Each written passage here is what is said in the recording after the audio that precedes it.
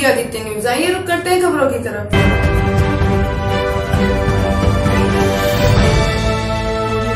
गाजियाबाद के मोदी नगर में एक निजी अस्पताल के उद्घाटन में पहुंचे यूपी के deputy CM Brajesh Pathak. Super specialist अस्पताल का किया उद्घाटन। मंच में संबोधन करते हुए ब्रजेश पाठक ने बोला, मेडिकल कॉलेज की संख्या बढ़ी है। नरेंद्र मोदी जी ने स्वास्थ्य सेवा को आगे बढ़ाया है। 2017 के बाद मेडिकल कॉलेज की संख्या बढ़ी है। अब उत्तर प्रदेश में 35 मेडिकल कॉलेज बने हैं। मोदी नगर में निवास सुपर स्पेशलिटी हॉस्पिटल के भव्य उद्घाटन समारोह में उपस्थित हमारे मित्र, हमारे माननीय मंत्री आदरणीय कपिल देव अग्रवाल जी, भारतीय जनता पार्टी के यशस्वी जिला अध्यक्ष आदरणीय सतपाल प्रधान जी, मित्रों, उद्घाटन समारोह में सुपर स्पेशलिटी हॉस्पिटल के उद्घाटन पर आप सबको बहुत बहुत बधाइयां, शुभकामनाएं देता हूं। स्वास्थ्य की चिंता करना, उसके लिए उच्च कोटि की व्यवस्था करना सरकार का दायित्व है। सरकार ने लगातार इस दिशा में बड़े कदम उठाने का काम किया है। माननीय प्रधानमंत्री नरेंद्र मोदी जी की अगुवाई में, उनके मार्गदर्शन में पूरे देश में हर सेक्टर में बढ़ोतरी हुई है, लेकिन हम कह सकते हैं हेल्थ सेक्टर में सर्वाधिक काम हुआ है। मेडिकल कॉलेजों की संख्या में इतनी वृद्धि हुई, आजादी के बाद किसी ने सोचा ही नहीं था कि चिकित्सक हमें आबादी के लिहाज से चाहिए, पैरामेडिकल नर्सिंग स्टाफ हमें आबादी के लिहाज से चाहिए। लेकिन आदरणीय प्रधानमंत्री नरेंद्र मोदी जी ने इस दिशा में बड़ा कदम उठाया। हम सबको पता है 2017 से पहले भारतीय जनता पार्टी की सरकार प्रदेश में नहीं थी। मात्र 17 मेडिकल कॉलेज सरकारी क्षेत्र में थे। आज हम कह सकते हैं कि उत्तर प्रदेश राज्य में 35 मेडिकल कॉलेज सरकारी क्षेत्र में, 30 मेडिकल कॉलेज निजी क्षेत्र में पूर्ण क्षमता के साथ काम कर रहे हैं। इसके अलावा 20 नए मेडिकल कॉलेजों में इसी साल पढ़ाई शुरू हुई है। कुल 80 से अधिक मेडिकल कॉलेज पूरे प्रदेश में चिकित्सकों को तैयार करने में जुटे हैं।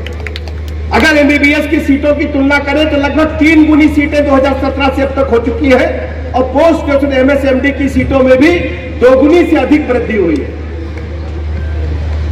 आज उत्तर प्रदेश सरकार लगातार माननीय प्रधानमंत्री नरेंद्र मोदी जी के विजन को साकार करने के लिए हर क्षेत्र में काम कर रही है। अभी माननीय मंत्री जी चर्चा सड़क की कर रहे थे। आप सोचिए 17 से पहले उत्तर प्रदेश का क्या हाल था। गड्ढे शुरू होते थे, लगता था प्रदेश शुरू हो गया। और आप सबको मैं याद दिलाना चाहता हूं, इसी उत्तर प्रदेश में एक सप्ताह बिजली दिन में आती थी, एक सप्ताह रात में आती थी। आती थी कि नहीं आती थी, बताना जरा। और सबसे बड़ी बात यह थी कि कानून व्यवस्था को कोई मतलब ही नहीं था। एक एक गाड़ी में 10-10 बंदूकें भर करके गुंडे चलते थे और किसी भी बड़े व्यवसायी को, हमारी बहू बेटी को परेशान करते थे।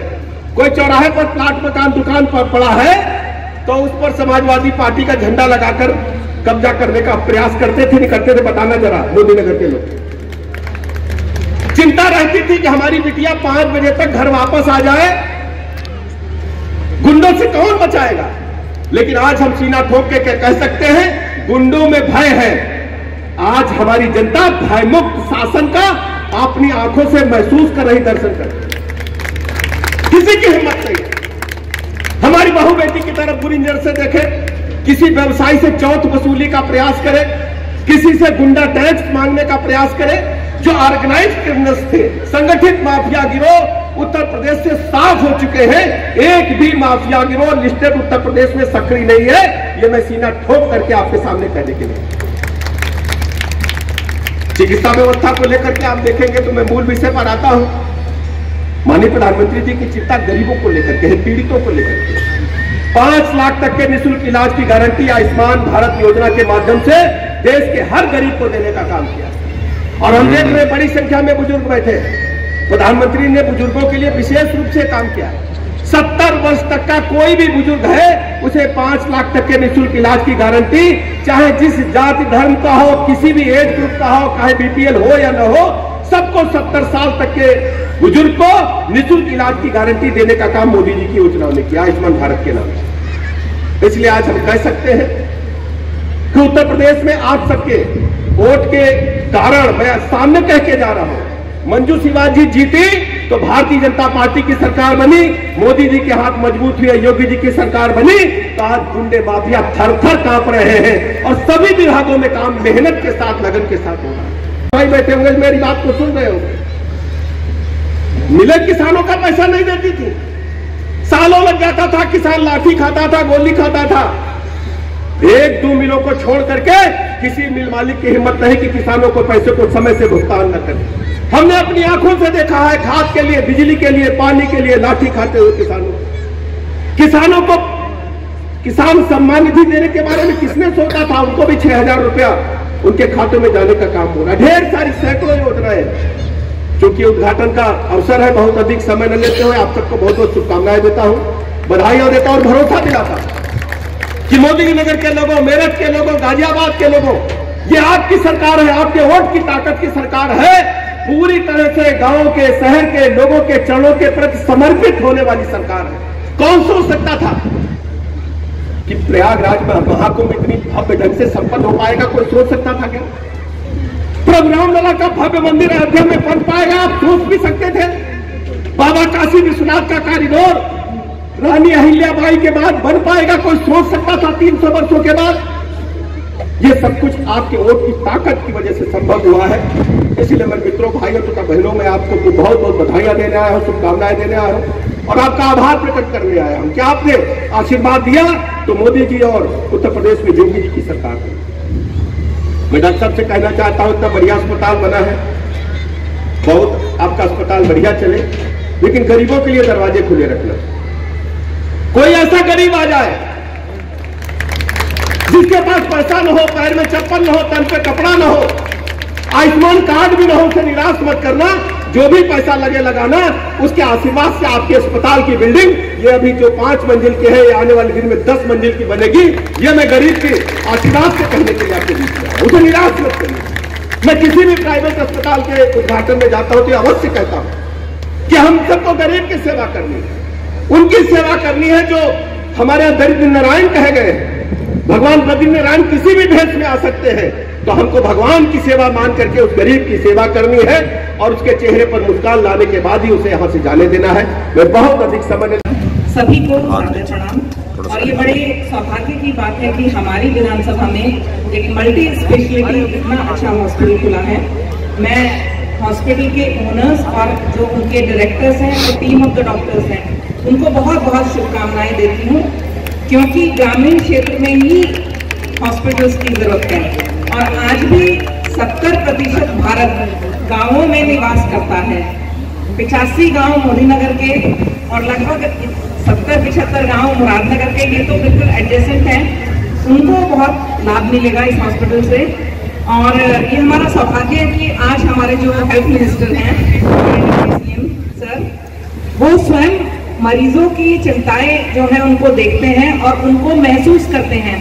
जहां एक तरफ हमारे ऑनरेबल डिप्टी सीएम सर मरीजों की लाइन में खड़े होकर उस मरीज का कष्ट को अनुभूति करते हैं कि इतनी लंबी लाइन में मरीज ओपीडी का टिकट कैसे बनाता है, तो दूसरी तरफ माननीय उप मुख्यमंत्री जी डॉक्टरों की सिक्योरिटी, सेफ्टी, उनके वर्किंग आवर्स के लिए भी चिंतित रहते हैं। मैं धन्यवाद देती हूँ माननीय हेल्थ मिनिस्टर सर को कि आज शहर में अर्बन हेल्थ सेंटर के रूप में बहुत सारे सेंटर काम कर रहे हैं, उनकी दवाई मिलती है और हमारे जो साधारण नागरिक जो हमारे प्राइवेट हॉस्पिटल में नहीं जा सकते या फीस के कारण नहीं जाते हैं, उनको वहाँ फ्री में बहुत अच्छी मेडिसिन मिल रही है। साथ ही साथ मैं माननीय उप मुख्यमंत्री जी को धन्यवाद देती हूँ। जो हेल्थ सेंटर है वो भी बहुत अच्छा काम कर रहा है, उसमें डिलीवरीज भी हो रही हैं। साथ ही साथ मेरे मोदी नगर का जो CHC है वो भी अपनी क्षमताओं के अनुकूल बहुत अच्छी सेवाएं दे रहा है। ये निरंतर एक आगे बढ़ाने का प्रोसेस है।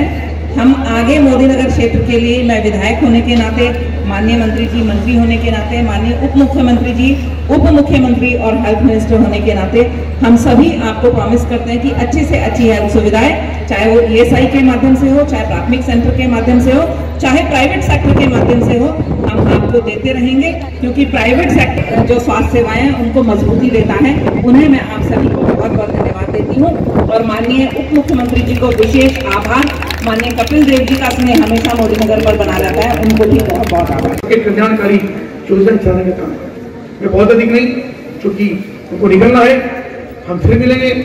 मैं सबको शुभकामनाएं दूंगा, पूरी टीम को भी शुभकामनाएं। ये हॉस्पिटल बहुत अच्छे तरीके से चले और बात पैसे की नहीं होती, पैसा कमाने वाला हॉस्पिटल में इन्वेस्ट नहीं करता है। जिसके मन में सेवा होती है, सेवा का भाव होता है, वो हॉस्पिटल की तरफ, डॉक्टर की तरफ, मेडिकल की तरफ जाता है। मैं सभी डॉक्टर जो यहाँ पर आए हैं उन सबको शुभकामना देता हूँ, सबको मेरी ओर से बधाई है। और अमित जी को, सचिन जी को, अतुल जी को, डॉक्टर आशीष को और मनोज बत्रा जी को, सबको मेरी बधाई है। मेरे बत्रा जी को, उमा वर्मा जी, आस्था जी, जी सबको मेरी बधाई, सबको शुभकामनाएं।